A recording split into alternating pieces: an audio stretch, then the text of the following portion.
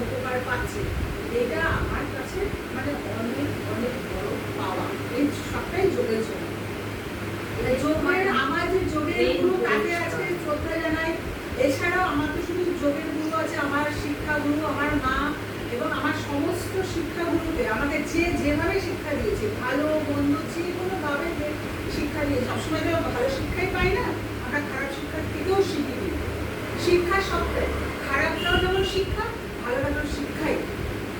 খারাপটাও আমাদের অনেক কিছু করতে শেখায়, ভেতরে আগুন জ্বালাতে শেখায়। তাহলে সেটা আমাদের দরকার আছে। তাহলে আমরা কেন যারা আমাদের ভেতরে আগুন জ্বালায়, মানে নেগেটিভ কথা বলে, তারা কিন্তু কখনোই খারাপ নয়।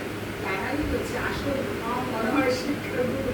কারণ তারা তোর ভেতরে দেশটাকে ভালোবাদি করে, ঘুম জ্বালিয়ে দেয় যে তুমি কিছু করতে পারবে না, আমার কাছে আমি দিচ্ছি আগুন জ্বালিয়ে তুমি চলে এলো।